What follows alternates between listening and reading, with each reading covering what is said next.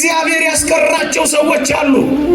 ምዕመናን እኔና እናንተ እኮ እርስ በርሳችን እየተያየን እኮ ነው ተስፋ የቆረጥ ነው። እናንተ እኛ እናንተን እያየን ነው።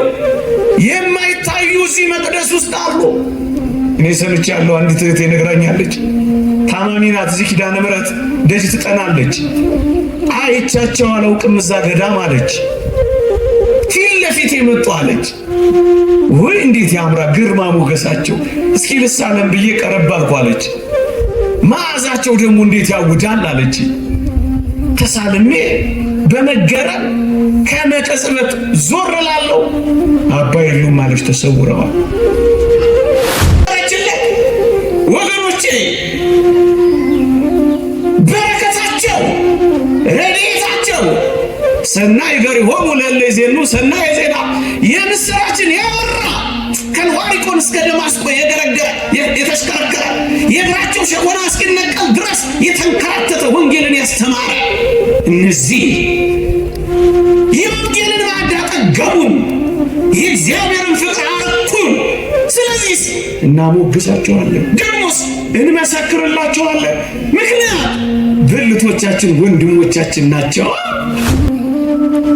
እስኪ ልጠይቃችሁ፣ ኃይሌ ገብረስላሴ ከ27 ከ28 ጊዜ በላይ ሪከርድ ሰብሯል በሞቴ። ኃይሌ ሲያሸንፍ እኛ አብረን አላሸነፍንም? አሸንፈናል። ኃይሌ ሲያለቅስ አላለቀስንም? አንብተናል። ኃይሌ ኋላ ሲቀር ልባችን ወደ ኋላ አልቀረም፣ ቀርቷል። ኃይሌ ብቻ ሳይሆን ኃይሌ ኢትዮጵያና ኢትዮጵያውያን ስለሆነ ሲታመን ታመናል፣ ሲያነባ አንብተናል፣ ሸብረክ ሲል ወድቀናል። ለምን? አብረን ሮጠናል።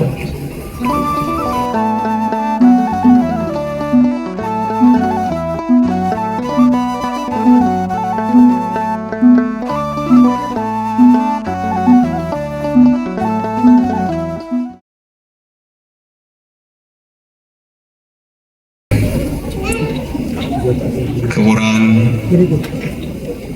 ሊቃውንተ ቤተ ክርስቲያን፣ መምህራነ ወንጌል፣ ዘማሪያን፣ የተወደዳችሁ የእግዚአብሔር ቤተሰቦች፣ የእመቤታችን የቅድስት ድንግል ማርያም የአስራት ልጆች፣ የመልአኩ የቅዱስ ገብርኤል ወዳጆች እንደምን ሰነበታችሁ? አሜን። በቸርነቱ የጠበቀን በአጸደ መቅደሱ የሰበሰበን ስሙን እንድንጠራ ቃሉንም እንድንሰማ ይረዳን የአባቶቻችን አምላክ የእኛም አምላክ ክብርና ምስጋና ለእርሱ ይሁን። ቃሉን እንድንሰማ በቤቱ እንድናርፍ ደግሞም እሱን እንድናስበው ደግሞም እንድንጽናና እንድናመሰግነው እንድንዘምርለት የጠራን በቃል ኪዳኑ የታመነ አምላካችን እግዚአብሔር በመካከላችን ተገኝቶ እንዲያስተምረን እንዲመክረን ቅዱስ ፈቃዱ ይሁንልን። ታላላቅ መምህራን አሉ። እኔ እንደ መግቢያ ጥቂት የእግዚአብሔርን ቃላት አስታውሳችኋለሁ። ሰፊ ትምህርት በታላቁ ሊቅ ኋላ ላይ ይሰጠናል። እኔ እንደ ስታርተር ነው የሚባለው አይደል? እንደሱ እንደ ማስጎምጃ እንደሱ ጥቂት የእግዚአብሔርን ቃላት አሰማችኋለሁ። እግዚአብሔር ከሁላችንም ጋር ይሁንልን። በደስታ ወደ ተሰበሰቡት ወደ አእላፋት መላእክት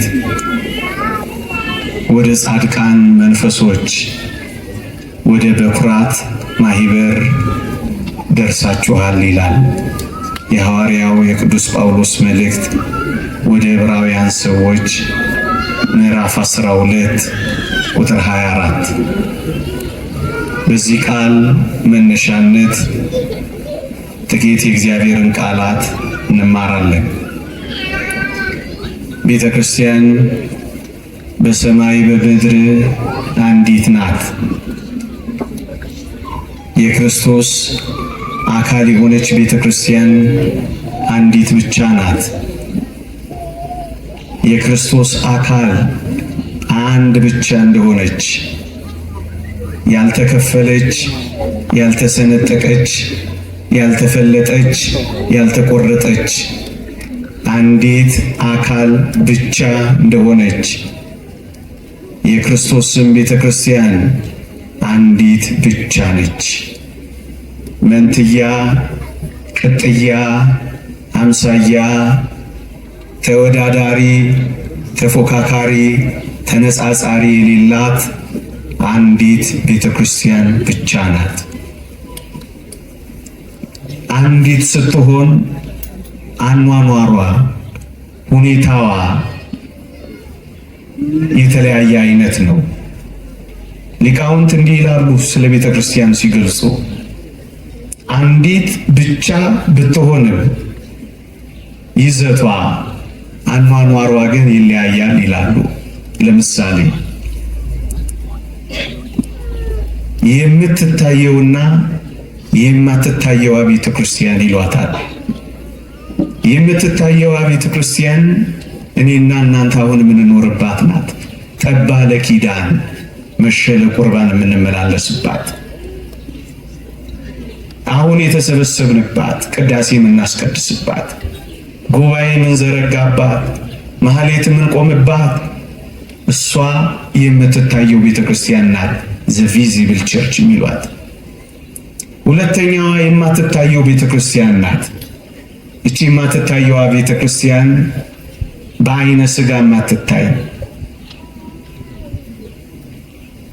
በሰማይ ጉባኤ ያለች የቤተ ክርስቲያን አካልና ህብረት የሆነች ግን በአይነ ሥጋ የማትታይ ነች።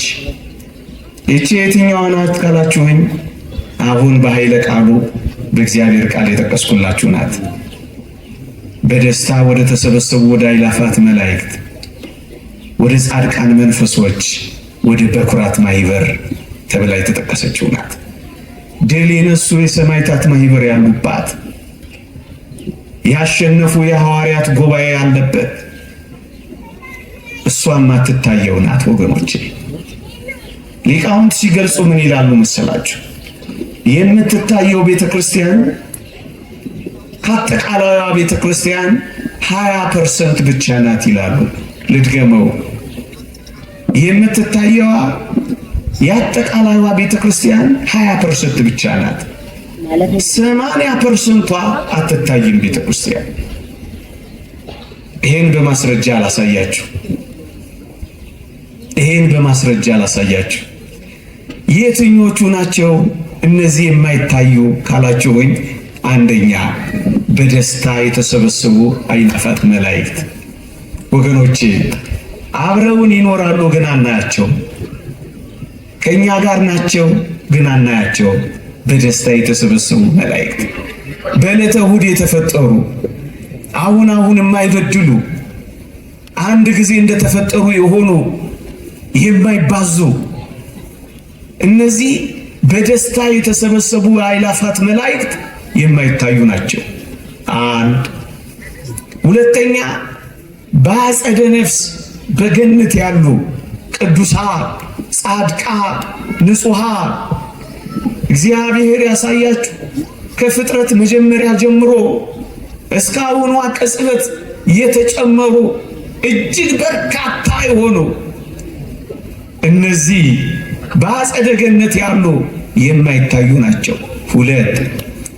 ሶስተኞቹ በብሔረ ሕያዋን ያሉ ሞትን ያልቀመሱ እንደነ ሄኖክ እንደነ ኤልያስ ያሉ እነዚህም አይታዩ።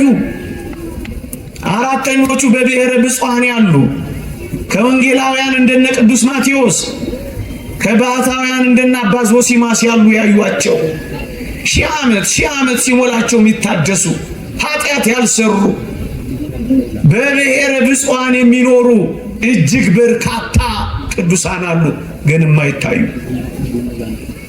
ደግሞስ በገጸ መሬት የሚኖሩ ከኔና ከእናንተ ጋር የሚኖሩ ግንስ ወገኖቼ እኔና እናንተ ማናያቸው ቅዱሳን አሉ። እየኖሩ አብረውን ግን አናያቸው። አብረው ጉባኤ ይሳተፋሉ፣ ግን አንመለከታቸው። ምናልባት በአንድ መቅደስ አብረን እናስቀድሳለን፣ ግን አንረዳቸውም። ከገጸ መሬት የተሰወሩ ስውራን አሉ። እንደማን ያሉ? ለበዓል ያልሰገዱትን 7,000 ሰዎች ለኔ ያስቀርቻለሁ እንዳለ እግዚአብሔር ያስቀራቸው ሰዎች አሉ። ምዕመናን፣ እኔና እናንተ እኮ እርስ በርሳችን እየተያየን እኮ ነው ተስፋ የቆረጥ ነው። እናንተ እኛ እናንተን እያየን ነው። የማይታዩ እዚህ መቅደስ ውስጥ አሉ። እኔ ሰምቻለሁ። አንዲት እህቴ ነግራኛለች። ታማሚ ናት። እዚህ ኪዳነ ምሕረት ደጅ ትጠናለች። አይቻቸው አላውቅም እዛ ገዳም አለች። ፊት ለፊት የመጡ አለች። ወይ እንዴት ያምራ ግርማ ሞገሳቸው! እስኪ ልሳለም ብዬ ቀረብ አልኩ አለች። መዓዛቸው ደግሞ እንዴት ያውዳል አለች። ተሳልሜ በመገረም ከመቀጽበት ዞር ላለው አባ የሉም አለች። ተሰውረዋል። አጠገባችን ያሉ የተሰወሩ አሉ ወገኖቼ። እነዚህ አምስተኞቹ ናቸው። በየገዳማቱ እግዚአብሔር ራሱ ባወቀ የሰወራቸው። እዚህ አካባቢ እኮ ቅዳሴ ድምፅ ይሰማል ትሉ የለ? እዚህ አካባቢ እኮ የዕጣን ጢስ ይሸተናል ትሉ የለ? እግዚአብሔር የሰወራቸው በገጸ መሬት ያሉ ስውራን አሉ። የቤተ ክርስቲያን ጉባኤ አባላት ናቸው። ደግሞስ ከሰው ተለይተው የሚኖሩ ግሁሳን የሚባሉ ደግሞ አሉላችሁ። ሰው ማያቸው ጤዛ ልሰው ደንጋ ተንተርሰው ድምፅ አራዊት ታግሰው ውርጩን ሐሩሩን ቁሩን ችለው በእኔና በእናንተ መካከል በምድር መካከል ደግሞ የሚኖሩ አሉ። ስድስተኛ ሰባተኛ እኔና እናንተ ነን። በመውደቅ በመነሳት ተስፋ በማድረግ በመቁረጥ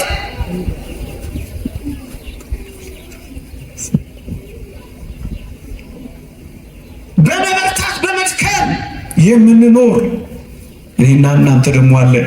ይኸው ስድስቱ አይታዩም፣ ሰባተኛዋ ብቻ ትታያለች። እኔና እናንተ ለዚህ ነው 80% የማትታይ ናት ያሉት ሊቃውንት። የምትታያለችማ ግን አንዲት ናት። የቤተ ክርስቲያን አካል ናት። የቤተ ክርስቲያን ጉባኤ ናት። አንድ ሁለተኛዋስ ተዋጊዋና አሸናፊዋ ቤተ ክርስቲያን ይሏታል። ዘ ሚሊታንት ቸርች ተዋጊዋ፣ ዘ ቪክቶሪየስ ቸርች አሸናፊዋ። ተዋጊዋ የቷ ናት? ይኸው እኔና እናንተ የምንኖርባት ከእኩያት ፍትወታት ጋር ከኃጢአት ጋር እየተጋደልን የምንኖርባት ካላውያን ነገስታት ከአረማውያን ጋር በውስጥ ካሉ በውጭ ካሉ ከሃዲያን ጋር በውስጥ ካሉ መናፍቃን ጋር የምንታገልባት እቺ በውጊያ ላይ ያለች ቤተ ክርስቲያን ናት። ተጋድሎዋን ያልጨረሰች። ያችኛዋስ አሸናፊዋ ቤተ ክርስቲያን ናት። ሴጣንን ያሳፈረች የዘንባባ ዝንጣፊ ይዛ እየዘመረች ያለች ዙፋኑን የከበበች ከድካሟ ያረፈች መከራ ብትቀበል መከራውን ድል የነሳች የአሸናፊዋ ቤተ ክርስቲያን በላይ ያለች ድል የነሳች። ድል ለነሳው በቤቴ አምድ እንዲሆን አደርገዋለሁ። ድል ለነሳው መናን እመግበዋለሁ። ድል ለነሳው በዙፋን ያስቀምጠዋለሁ እያለ የተናገረላቸው ድል የነሱ የበኩራት ማይበር፣ ድል የነሱ የመስተጋድላን ሀገር የቤተ ክርስቲያን ጉባኤ ናት፣ ግን በሰማይ አለች። ሶስተኛዋ አይነቷስ የላይኛዋና የታችኛዋ ትባላለች። የታችኛዋ እኛ የምንኖርባት፣ የላይኛዋስ ከመሠዊያው ስር ያለች ዙፋኑን የከበበች እሷ በላይ የምትኖር ልቧን ያሳረፈች። እኛስ ልቦናችንን ወደ ሰማይ መንገድ ያቀና ከዛሬ ነገ እንሄዳለን ብለን ተስፋ ያደረግን ሙሽራችንን የምንጠባበቅ በታች ያለን ግንስ አንዲት ቤተ ክርስቲያን ነች። የማትቆረጥ የማትፈለጥ የማትለያይ አንዲት ቤተ ክርስቲያን። ወገኖቼ ቤተ ክርስቲያን የክርስቶስ አካል ናት። መጽሐፍ ቅዱስ እንዲህ ይላል፣ አካሏ ስለሆነች ቤተ ክርስቲያን ይላል። ጉባኤ፣ ይህ ጉባኤያችን አሁን የዘረዘርኩላችሁ ሰባቱ የቤተ ክርስቲያን ጉባኤ የክርስቶስ አካል ትባላለች። አካለ ክርስቶስ ትባላለች። ክርስቶስ ራሷ ይሆንላት፣ እሷ አካል የሆነች በውስጧ የምንኖር እኛ ደግሞ ሕዋሳት ብልቶች የምንባለን። እቺን ነጥብ ያዙልኝ ስለምፈልጋት ነው። እስኪ ልጠይቃችሁ፣ ቤተ ክርስቲያን አካል ከሆነች በውስጧ የምንኖር ሕዋሳትና ብልቶች ከሆን ምእመናን በእኔና በእናንተ አካል ውስጥ ያሉ ሕዋሳት በአንድ ላይ ነው የሚሰሩት ወይስ ተለያይተው ነው የሚሰሩት? እስኪ ንገሩኝ። በአንድ ላይ ወይስ ተለያይተው? በአንድ ላይ አይደል እንደሚሰሩት? ክርስቲያኖች በአካል ውስጥ ያሉ ሕዋሳት፣ በአካል ውስጥ ያሉ ብልቶች በአንድነት የሚሰሩ ከሆነ አካሉ በሆነች ቤተ ክርስቲያን ውስጥ የሚኖሩ ሕዋሳት መላእክት፣ በደስታ የተሰበሰቡ የአእላፋት መላእክት፣ የጻድቃን መንፈሶች፣ የበኩራት ማኅበር፣ የመስተጋድላ ሀገር፣ እነዚህ ሕዋሳት በአንድነት እኮ ነው የምንሰራው ወገኖቼ። እደግመዋለሁ፣ በአንድ አካል ላይ ያሉ ሕዋሳት በአንድ ላይ የሚሰሩ ከሆነ ቤተ ክርስቲያን ውስጥ የሚኖሩ በሰማይ ይኖሩ በምድር አሸናፊ የሆኑ ተዋጊ በላይ ይኑሩ በታች አንድ ላይ ነው የምንሰራው፣ አንድ ላይ ነው የምንኖረው። ሕዋሳት ተለያይተው የማይሰሩ ከሆነ ምእመናን በቤተ ክርስቲያን ያለን አሁን የጠቀስኩላችሁ በሙሉ በአንድነት ነው የምንሰራው፣ አንድ ላይ ነው። ለዚህ ነው በደስታ ወደ ተሰበሰቡ ወደ አእላፋት መላእክት ደርሳችኋል። ከመላእክት አገር ከመላእክት ሕይወት እየገባን እኮ ነው ምእመናን። ለዚህ እኮ ነው ስብሐት ለእግዚአብሔር በሰማያት ወሰላም በምድር ስምረቱ ለሰብ አብረን በቤተልሔም የዘመርነው አብረን መሆን እኮ ስለጀመርን ነው። አብረውን አሉ አብረንን ወደ ጻድቃን መንፈሶች ደርሳችኋል። አብረንን ምእመናን። ይህ ምንኛ ያጽናናል! ይህ ምንኛ ያበረታል! ወገኖቼ አንዳንዶች በሞት ምክንያት ይህ ግንኙነት የሚቋረጥ ይመስላቸዋል። እደግመዋለሁ፣ ሞቱ እኮ በቃ አበቁ እኮ በቃ የሉም እኮ በቃ ተቋርጧል እኮ በቃ ሊሉን ይከጅላሉ። ወገኖቼ ምንም እንኳን በአጸደ ነፍስ በብሔረ ሕያዋን በብሔረ ብፁዓን ቢኖርም ቅሉ በሞት ምክንያት ቤተ ክርስቲያን የሚቋረጥ አንድነት የላት። በሞት ምክንያት አትቋረጥም። ምእመናን እስኪ ልጠይቃችሁ፣ በሞት ምክንያት ከክርስቶስ አካልነት ይቋረጣሉ? በሞት ምክንያት ከክርስቶስ ሕዋስነት ይለያያሉ? ሞት የክርስቶስን አካል እንዳልቆረጠ የትኛው ሞት ነው የቤተ ክርስቲያንን አካል የሚቆራርጠው? ቤተ ክርስቲያን ለዚህ ነው በሞት ምክንያት የሚቋረጥ አንድነት የለንም። በሞት ምክንያት አካለ ክርስቶስ እንደማይቆረጥ ምእመናን፣ ለዚህ ነው አብረን የምንለው። እነዚህም በሁለት የመጽሐፍ ቅዱስ ኃይለ ቃላት ላስረዳና ትምህርቴን ወደ ማጠቃለል እንደረደራለሁ። ፀሐይ ላይ ብዙ እንዳላቅ አስቀምጣችሁ የኔታ ምስላት ስሙኝ። አብረን መሆናችን፣ አንድ ላይ መሆናችን፣ አንድ ላይ መስራታችን በሞት ምክንያት የሚቋረጥ ሕይወት እንደሌለን ለማስረዳት እነዚህን ጥቂት ነጥቦች ይዋቸው። የመጀመሪያው የእግዚአብሔር ቃል እንዲህ ይላል፣ በአንድ ኃጥእ ንስሐ መግባት በሰማይ ታላቅ ደስታ ይሆናል ይላል ጌታችን። በሞቴ ስሙኝ። በአንድ ኃጥእ ንስሐ መግባት በሰማይ ደስታ ይሆናል ይላል። ወገኖቼ አንድ ኃጥእ ንስሐ የሚገባው እኮ በምድር ነው እንጂ በሰማይ አይደለም። እውነት አስብ። በምድር በሚገባው ኃጢአተኛ ምክንያት ንስሐ በሚገባው ኃጢአተኛ ምክንያት በሰማይ ያለችው ጉባኤ ትዘምራለች። እየሰማችሁ ነው? ታውቃለች አታውቅም? ታውቃለች። ለዚህ እኮ ነው የምትዘምረው። አንተና እኔ ንስሐ ስንገባ ታውቃለች። ለዚህ እኮ ነው እልል የምትለው። የላይኛ በእኛ መመለሳችን እልል ትላለች። የላይኛ በእኛ መጸጸታችን ትደሰታለች። በአንድ ኃጥእ ንስሐ መግባት በላይ በሰማይ ጉባኤ ደስታ ይሆናል። ለምንድን ነው ደስ ያላቸው? አብረው ስላሉ፣ የቤተ ክርስቲያን ጉባኤና አባላት ስለሆኑ፣ አብረው ስላሉ።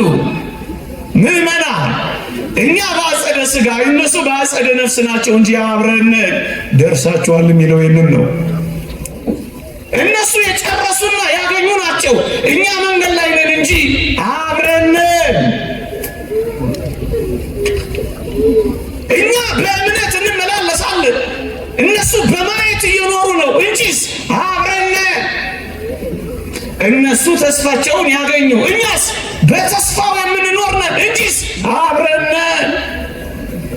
ለዚህ ነው እኮ ደርሳችኋል የሚለን። ምዕመናን ወደ ክርስቶስ ስንደርስ ተጠምቀን፣ ወደ ክርስቶስ ስንደርስ ቆርበን፣ ወደ ክርስቶስ ስንደርስ አምነን ወደዚህ ጉባኤ አብረን ነው የምንደርሰው።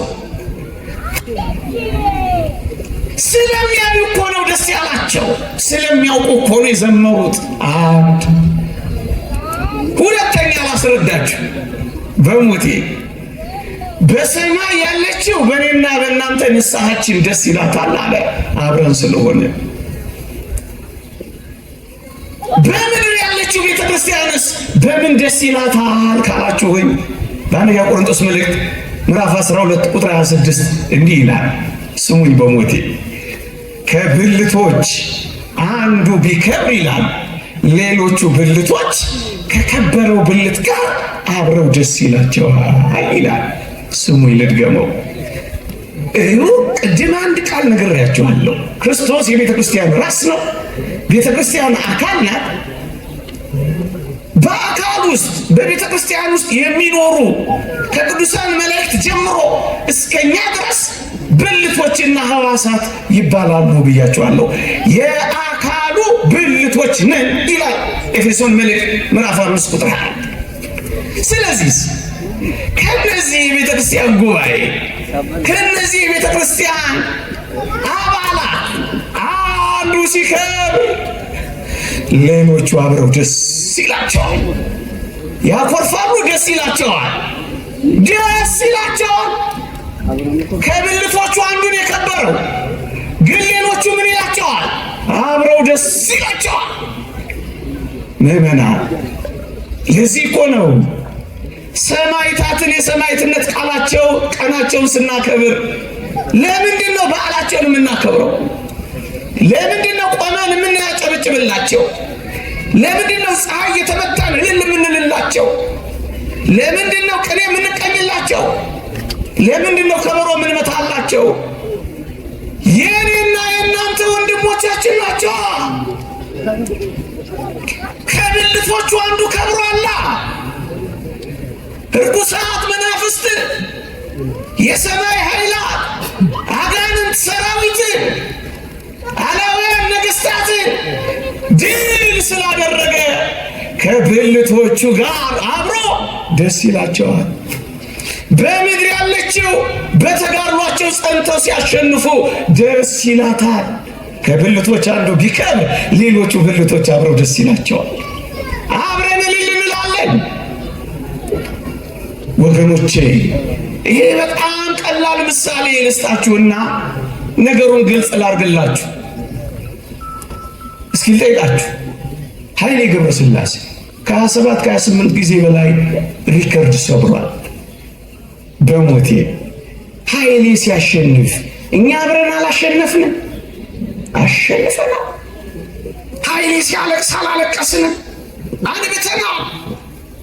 ኃይሌ ኋላ ሲቀር ልባችን ወደ ኋላ አልቀረም፣ ቀርቷል። ኃይሌ ብቻ ሳይሆን ኃይሌ ኢትዮጵያና ኢትዮጵያውያን ስለሆነ ሲታመን ታመናል፣ ሲያነባ አንብተናል፣ ሸብረክ ሲል ወድቀናል። ለምን? አብረን ሮጠናል። እኛ ነው ወገኖቼ። አንዳንዶች እንዲህ አይነቱ ሐሳብ ስለማያውቁት እንዲህ አይነት ቅዱሳን መሰጋደላን ሰማዕታትን ስናሞግሳቸው፣ ስናከብራቸው፣ ከፍ ስናደርጋቸው እንዳልተቋረጥን ማሳያ መሆናቸው አይገባቸውም። ቅር ይላቸዋል፣ ይበሳጫሉ። እዩ፣ የላይኛዋ በእኛ ንስሐ፣ የታችኛዋ በእነሱ ድል ደስ ይላታል። ብልቶቻችን ናቸዋ። ከብልቶች አንዱ ቢከብር ሌሎቹ ብልቶች ደስ ይላቸዋል። የቤተ ክርስቲያን አባላት እኛ ደስ ይለናል። ስለዚህ እናጨበጭባለን፣ እንዘምራለን፣ ቀናቸውንም እናከብራለን። እንዴ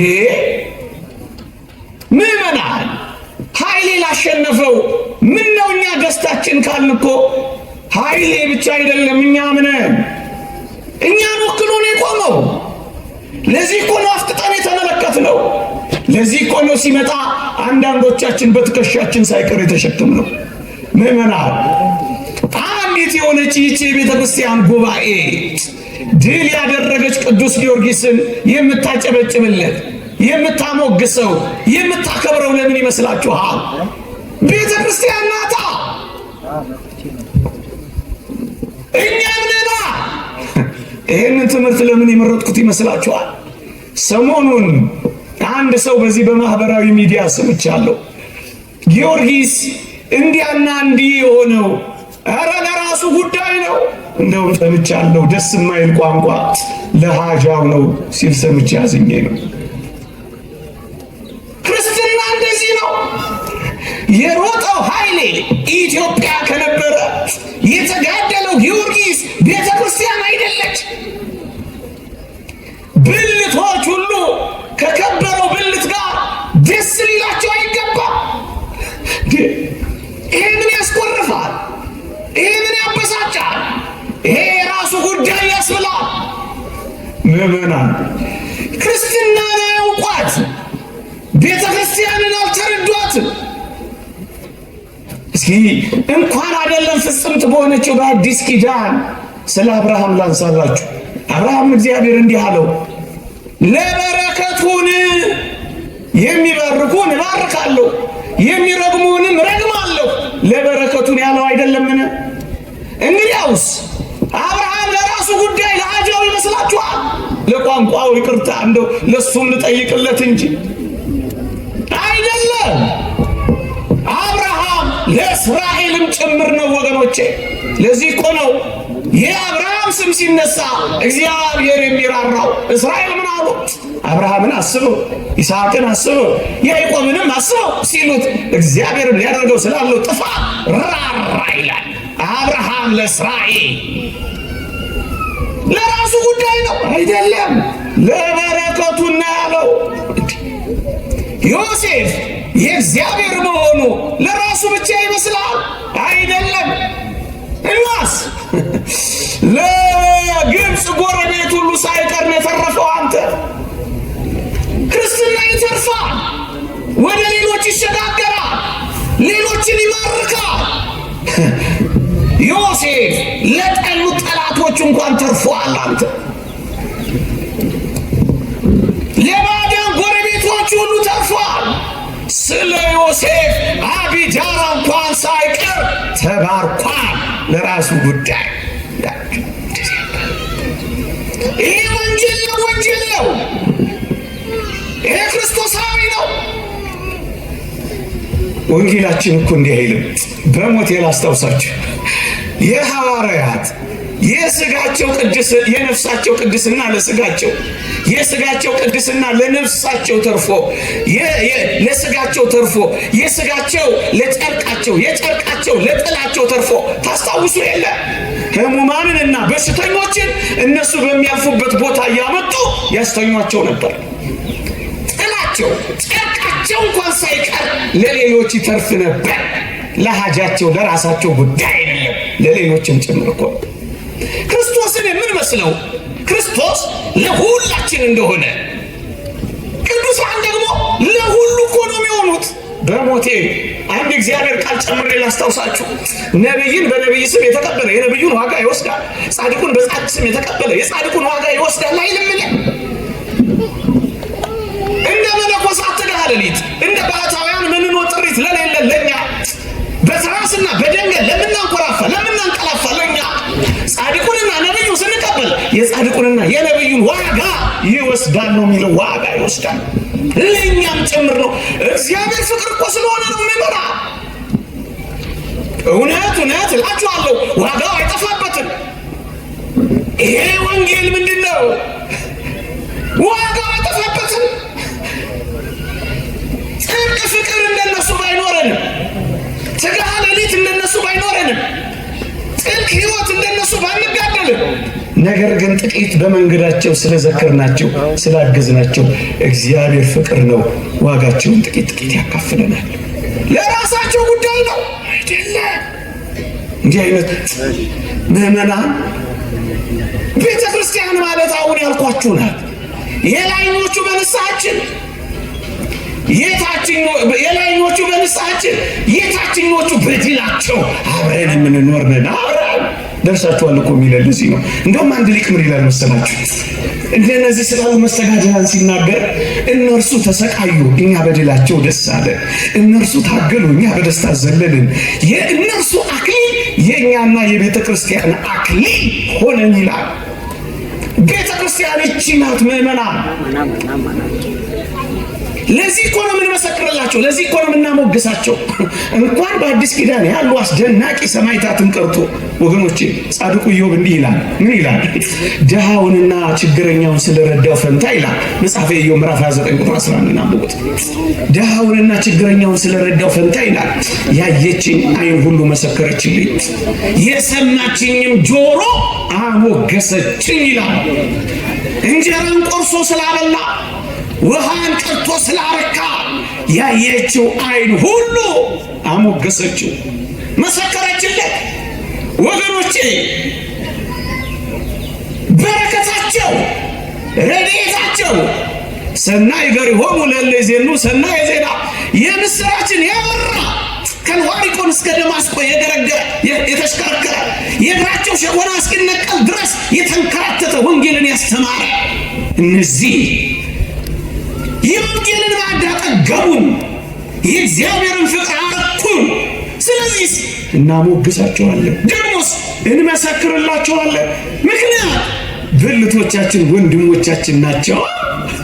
አንተ ወንድምህን የራሱ ጉዳይ ካልክ ይቅርታ አድርግልኝ ነውረኛ የሆንክ ነው ማለት ነው። ወንድምህን እንኳን ለሀቅ የራሱ ጉዳይ ካልክ ችግር አለ ማለት ነው። ግን የለም ችግር አለ፣ ችግርም አለ፣ ችግርም አለ፣ ችግርም አለ። ለዚህ ነው አባቶቻችን እንደማያስፈልጉን እስከንቆጥራቸው ድረስ የሚያደርሰን ምን ነገር አለ? ምን አደረጉን? ምዕመናን አንድ ሁለት ነገር ብቻ ነግሬያችሁ ላብቃ። በወገኖቼ እንኳን አይደለም ለኔና ለእናንተ ለከበረው ሐዋርያ እስከ ሦስተኛው ሰማይ ለተነጠቀው ቅዱስ ጳውሎስ እንኳን የተሰሎንቄ ምዕመናን ጸሎት ያስፈልገው ነበር። ልድገመው፣ የራሳችሁ ጉዳይ ነው አላቸው። አፋችሁ ለኔ ደግሞ እንደሚገባ ገልጠው ዘንድ ጸልዩልኝ እያለ ለመናቸው እንጂ ጸሎት የሚገባው ሰው ባይሆን እንኳን እስከ ሦስተኛው ሰማይ የተነጠቀ ቢሆን እንኳን ምዕመናን የምዕመናንን ጸሎት እኮ እንደሚያስፈልገው አሟል ያስፈልገናል። የራሱ ጉዳይ የሚባል እኮ አይደለም። ይሄንን እርግጥ አድርጎ የሚያስረዳን እንደ እግዚአብሔር ቃል አንሳላችሁ በሞት እንዲህ ይላል። እዛው አንደኛ ቆሮንቶስ መልእክት ምዕራፍ 12 ላይ ዓይን እጅን ጆሮም እግርን አታስፈልገኝም ሊለው አይችልም ይላል። አንዱ ብልት ሌላውን ብልት የራሱ ጉዳይ ሊለው አይችልም። ዓይን እጅ ጆሮ እግር አታስፈልገኝም ሊለው አይችልም። ወንጌል እኮ ነው ማለብላችሁ። አንዱ ብልት ለአንዱ ብልት ያስፈልጋል። ለዚህ እኮ ነው አንዱ ብልት ሲቀር ክብር ሲጎናጸፍ፣ ክብር ሞቱ ለጻድቅ በቅድመ እግዚአብሔር በእግዚአብሔር ዘንድ የከበረ ሞት ስለሆነ ክብር ነው የሚባለው። ቅዱስ ዮሐንስ አፈወርቅ ነው ፍጽምና አገኙ ነው የሚላቸው። እንዲህ አይነት ጻድቃን ሰማዕታት ሲያርፉ ክብር ነው የሚባለው ወገኖቼ። እንደዚህ ከከበሩት ጋር አብረው ደስ ይላቸዋል። አታስፈልገኝም ሊለው አይችልም እኮ ነው የሚለው። እንዴት ነው ዓይኔ እጄን አታስፈልገኝም ልትለው የምትችለው? የራሱ ጉዳይ ብላ ልታባረው የምትችለው? ይሄ ከሆነ እኮ ቅድም እንዳልኳቸው በአንድነት የማይሰሩ ሕዋሳት እንደሌሉ ሁሉ ከቤተ ክርስቲያን አካልነት የተቆረጡ ከቤተ ክርስቲያን ጉባኤ የወጡ ወንድሞቻቸው እንደማያስፈልጓቸው የናቁ አሁን እነዚህ ክርስቲያን ወገን ይባላሉ። እንደውም ትርጓሜ ወንጌላችን አንድ አስደናቂ ቃል ይናገራል። ምን ይላል? ይሄ ሲተረጎም በጣም ይገርማል። ራስ ይላል። ይሄ አካል የሆነው ራስ፣ ቅድም ያልኳቸው ራስ የሆነው ክርስቶስ አይደለም። ይሄ አካል የሆነው ራስ ዓይንን አታስፈልገኝም፣ እጅንም ሂድልኝ፣ እግርንም ጥፋልኝ ቢለው ይላል ራስ ሆኖ አይቀጥልም ይላል። ምክንያቱም ዓይን የለም፣ እግርም የለም፣ እጅም የለም። ራስ ሆኖ አይቀጥልም። ምክንያቱም ራስ ስለሆነ ብቻ ቆለል ሲል ጨፍልቀው ይጥሉታል ይላል። ዓይን አይቶ እጅ መክቶ እግር ሄዶ ካላዳነው በቀር ራስ ሆኖ መቀጠል አይችልም። ስለዚህ ለራስ ዓይንም እጅም እግርም ያስፈልጉታል። ማን ነው የራሱ ጉዳይ ብሎ ሊጥለው የሚችለው? ወገኖቼ ቤተ ክርስቲያን ማለት ይችላል። በደስታ ወደ ተሰበሰቡ ወደ አእላፋት መላእክት ወደ ጻድቃን መንፈሶች ወደ በኩራት ማህበር ደርሳችኋል የተባለው ለዚህ ነው። ይቆያል። የእግዚአብሔር ቸርነት የእመቤታችን አማላጅነት ቅዱሳን በረከት ረድኤት አይለየን። ስታርተር ብዬ ዋና አላረኩትም አይደል? ይቅር ይበለኝ።